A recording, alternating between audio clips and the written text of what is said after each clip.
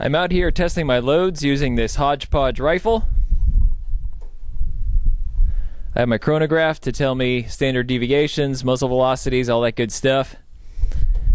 And I'm just shooting targets at 100 yards.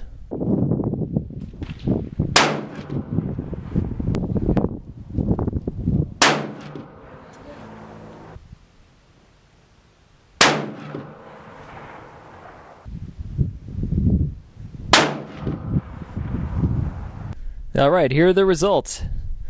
This is the first string, so that's kind of low pressure.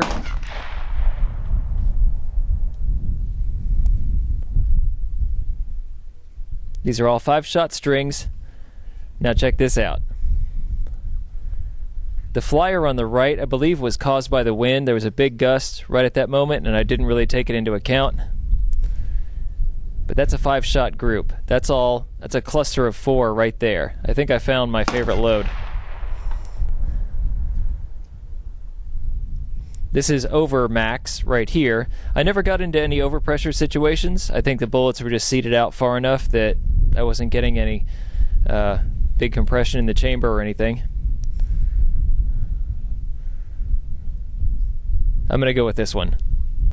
Before we prematurely name Group 4 our official load, we need to check some things. The optimal charge weight method is about finding the barrel harmonics, and it should correlate with the smallest group, but it might not. What we need to do is take a look at where these groups are centered. So according to the predictions of the optimal charge weight method, we should have groups that if we were to connect these dots and come up with a center point, and we'll call this center point like right about here on this group, we would plot that, okay, that is kind of low right from this point of aim. Group number 2 suddenly flies up kind of left and up. And that's part of the predictions of optimal charge weight, that you will see some of these groups start wandering around, and then once things start zeroing in on your good barrel harmonics, you'll start to see some consistency in the placement of the groups. So here we go. Group number 3 is now clearly upper right. Group number 4, again, this is my my point of aim right here. This little X is upper right. And then group number 5, this is my point of aim, this little X right here, is also upper right. And so what I'm supposed to be doing is selecting the one that's in the middle. I need to find 3 of these that are roughly in the same position, and then I take the one in the middle, which just happens to be the smallest group. So this has worked out very well. Digging a little bit further into the data, this is a list of the muzzle velocities that I chronographed during this session, and here's the pet load that we just ended up with, 41 grains of Varget. So these are my muzzle velocities. Here's the mean at 10 feet. And here is my muzzle velocity calculated backward. But let's take a look at the standard deviation. The standard deviation on this is quite high. I mean, it's not really that bad, but for a competition load, I would prefer to be around 10 feet per second or even lower if I could get it. 23 feet per second is pretty high, and it's actually the highest of all of these groups that I shot. I think that with a little more careful hand loading, I can get this lower.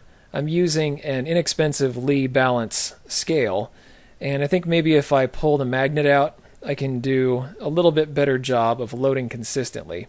It could also be the brass, who knows. But one really good thing going on here, if you take a look at this muzzle velocity, that's about 100 feet per second higher than the manuals were estimating from a 24-inch barrel. And this is just a 22-inch barrel. I'm ending up with 2,700 feet per second, which is amazing. I think it all comes down to the bullet seating that I kind of optimized for this barrel, and you saw how I did that in the last video.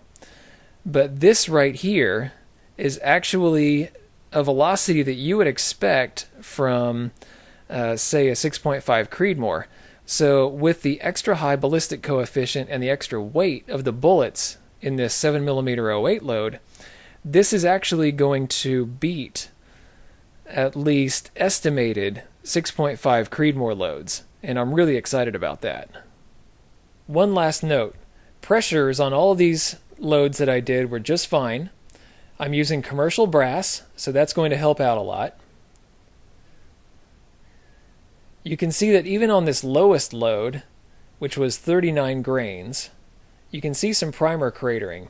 And this is just something that happens with Savages. For some reason, the bolt face, there's always going to be some primer flow back into the firing pin hole. I'm not sure why that is. So that's the lowest. And here's the highest pressure. This is actually an overmax charge. And you can see that it has the same primer cratering.